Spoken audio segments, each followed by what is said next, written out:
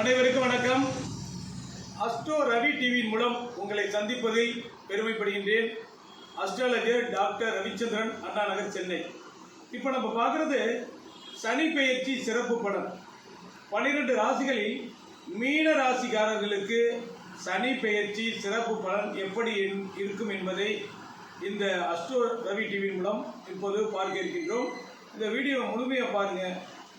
இதில் பார்த்தீங்கன்னா இப்போ நமக்கு சனி பகவான் தற்போது மகர ராசியில் சஞ்சாரம் செய்து கொண்டிருக்கிறார்.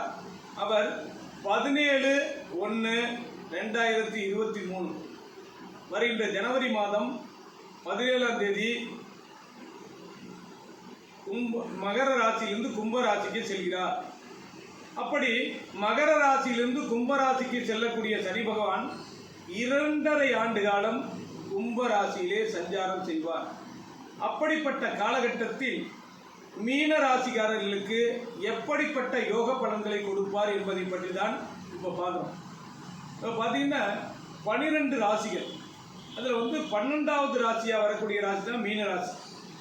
இந்த மீன ராசியினுடைய ஒரு சிறப்பு அம்சம் என்னவென்றால், இந்த மீன ராசியிலே தான் சுக்கிரன் குபேரனுக்கு சமமான யோக பலன்களை கொடுக்கக்கூடிய, செல்வ பலன்களை கொடுக்கக்கூடிய சுக்கிரன் இங்கே தான் உச்சம் பெறுகிறார். புதன் இங்கே நீச்சம் அடைகிறார். குரு பகவான் இங்கே ஆட்சி பெறுகிறார். இப்படி அசுரகுரு சுபகுருக்கு தொடர்புடைய ஒரு இடம்தான் இந்த மீனம். இந்த மீன ராசியிலே பிறந்தவர்கள் பெரும்பாலும் அவருடைய வாழ்க்கையிலே கஷ்டங்களும் யோகங்களும் கடந்து வரும். 50% யோக பலன்களும் 50% கஷ்ட பலன்களே கொடுக்கக்கூடிய ராசி. சில நேரங்களில் மிக உயர்ந்த செல்வந்தர்களாக ஆகக்கூடிய ராசியும் மீனராசி தான். ஏன்னா இந்த மீனராசியிலே சுக்கிரன் உச்சமடைவதால் கோடிகளை கொட்டி கொடுக்கக்கூடிய ராசியும் இந்த மீனராசி. உயர்ந்த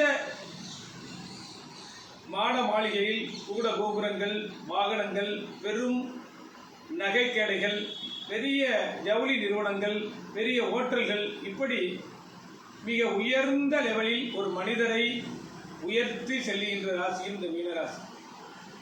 எனவே இந்த மீனராசியில் பிறந்தவர்களுக்கு அவர்கள் வாழ்நாளிலே கண்டிப்பாக சுக்கிர திசை இடம்பெறக்கூடிய ஒரு வாய்ப்பு நிச்சயமாக ஏற்படும். எனவே அவர்கள் உயர்வுக்கு இந்த சுக்கிர திசையானது மிகவும் உயர்ந்த பலன்களை கொடுக்கக்கூடிய ஒரு வாய்ப்பையும் ஏற்படுத்தும். அப்படிப்பட்ட ராசிக்காரர்களுக்கு இப்போது வரக்கூடிய இந்த சனி பயிற்சி எப்படி இருக்கும் என்பதை தான் இப்போது நாம் பார்க்கின்றோம்.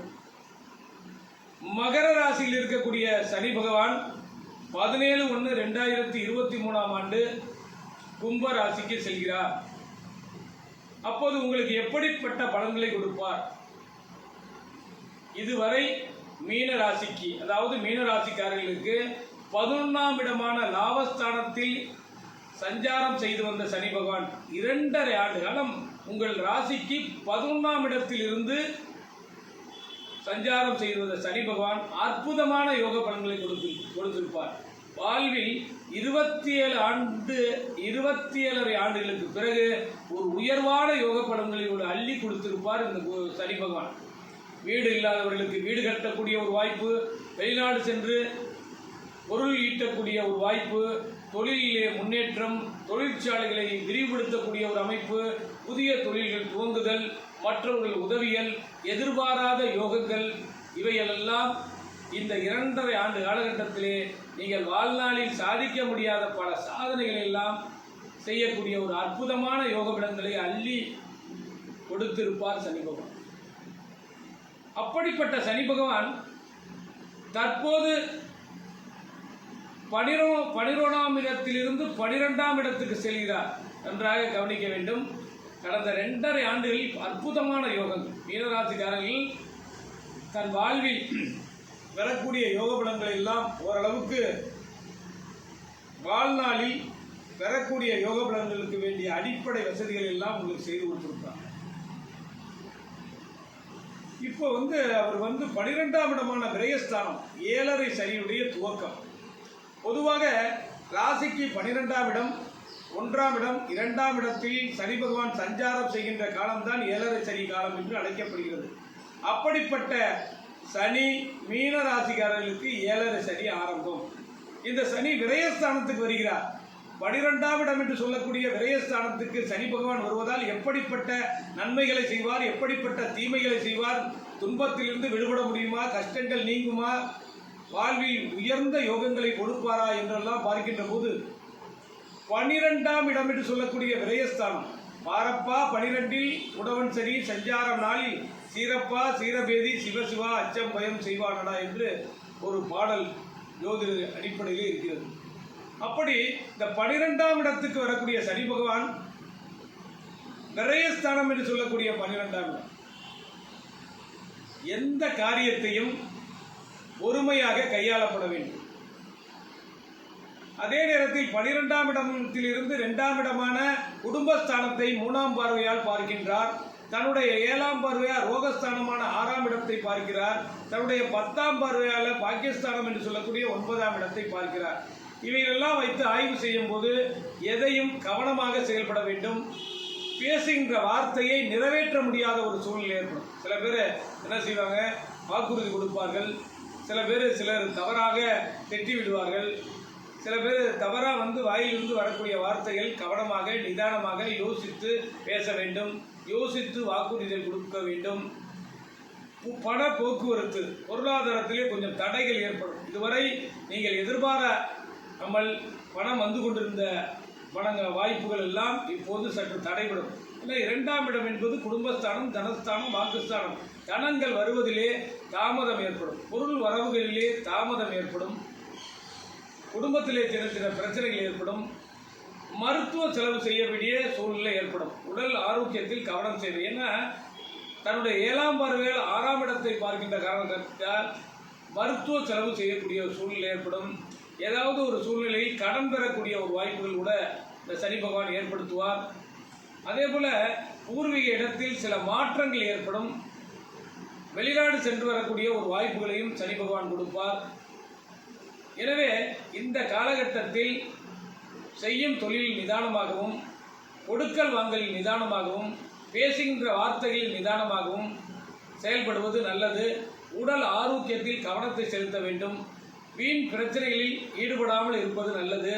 புதிய தொழில்கள் தொடங்கும் போது ரொம்ப கவனமாகவும், ஜாமீன் கையெழுத்திடுவதை கவனமாக இட வேண்டும். கூட்டு தொழில் செய்பவர்கள் ரொம்ப கவனமாக செயல்பட வேண்டும். தொழில், வியாபாரம், வர்த்தகம், வெளிநாட்டு தொடர்பு, எக்ஸ்போர்ட், டிரான்ஸ்போர்ட், வெளிநாட்டு தொடர்பு மற்றும் இவைகளெல்லாம் ரொம்ப கவனமாக நிதானமாக செயல்படுவதன் மூலம் பெரும் பாதிப்புகள் வராமல் தவிர்க்கலாம். சொந்தமாக வியாபாரம் செய்பவர்கள் தொழிலிலே முழுமையாக கவனத்தை செலுத்த வேண்டும். அதுபோல் ஒரு அரசு பணியில் இருப்பவர்கள் தொழில்களில் அதிகமான வேலைப்பளு ஏற்படும், இடமாற்றங்கள் ஏற்படும். நிதானமாக செயல்படுவது நல்லது. அதுபோல் எந்த துறையில் ஈடுபட்டாலும் நிதானமாகவும் பொறுமையாகவும் செயல்படுவதன் மூலம் இந்த விரயச்சனியினுடைய பாதிப்பிலிருந்து அவர்கள் விடுபடலாம். ஏதாவது பொருள் களவு போகக்கூடிய ஒரு அமைப்பு ஏற்படும். பொருள்களை தவற விடக்கூடிய ஒரு வாய்ப்பு ஏற்படும். இவைகளெல்லாம் இந்த 7.5 சனி விரயச்சனியின் மூலமான பாதிப்புகள் வரும். மற்ற கிரகனுடைய ஆய்வுகள்படி கொஞ்சம் நற்பலன்கள் ஏற்பட்டாலும் இந்த 7.5 சனியுடைய பாதிப்பு ஓரளவுக்கு பாதிக்கத்தான் செய்யும். எனவே இந்த 2.5 ஆண்டு காலகட்டத்தில் ஒவ்வொரு மாதமும் வன்னி இலையால் சனீஸ்வரனை வழிபட்டு வருவதன் மூலம் உங்களுடைய பாதிப்புகள் நீங்கி ஓரளவுக்கு நன்மை பெறுவதற்கான வாய்ப்புகள் ஏற்படும். குடும்பத்தில் கணவன் மனைவி ஒற்றுமைகளில் சில பாதிப்புகள் ஏற்படும். அதே மாதிரி குடும்ப ஒற்றுமை சீர்குலையக்கூடிய சூழ்நிலை ஏற்படும். அதனால் அளவோடு பேசுவது ரொம்ப நல்லது. அதே போல் கொடுத்த வாக்குகளை நிறைவேற்ற முடியாத சூழ்நிலை ஏற்படும். நிதானமாக செயல்படணும். மாணவர்கள் கல்வி மந்தநிலை ஏற்படாமல் இருக்க படிப்பில் கவனத்தை செலுத்த வேண்டும். உயர் ஆய்வு படிப்பு மேற்கொள்பவர்கள் வெளிநாட்டுக்கு சென்று வருவதற்கான வாய்ப்புகள் எல்லாம் உங்களுக்கு ஏற்படும்.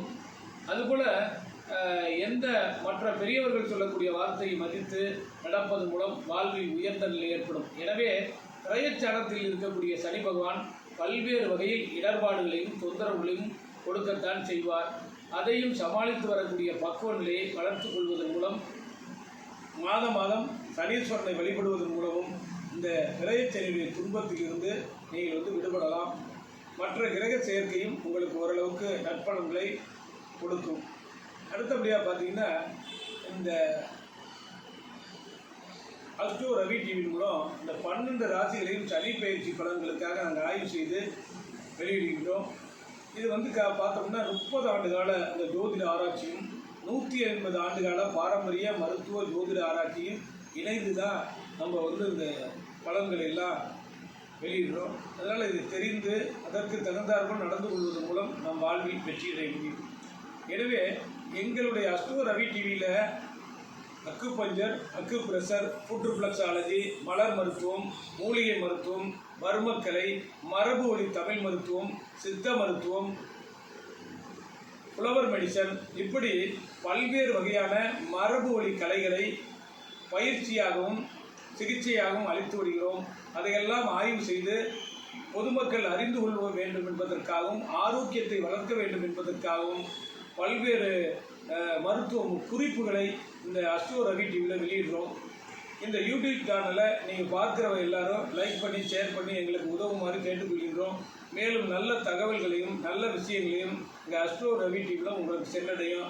அதே போல் மூலிகை சமையல் விரைவில் வந்து மூலிகை சமையல் வந்து உங்கள் அஸ்ட்ரோ ரவி டிவியில் இடம்பெற இருக்கிறது.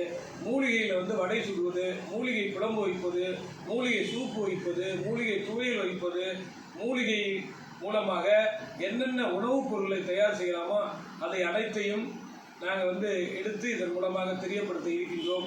அதை மக்கள் ஆரோக்கியமாக வாழ்வதற்கு எங்களுடைய அஸ்ட்ரோ ரவி டிவி முழுமையாக பல்வேறு இயற்கை சார்ந்த மருத்துவ முறைகள் எல்லாம் வெளியிட இருக்கிறது.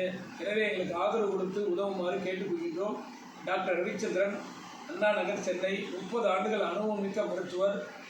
மருத்துவ ஆலோசனைக்கும் அஸ்ட்ராலஜி ஆலோசனைக்கும் தொடர்பு கொள்ளவும் 9444641062 8825555457. நன்றி, வணக்கம்.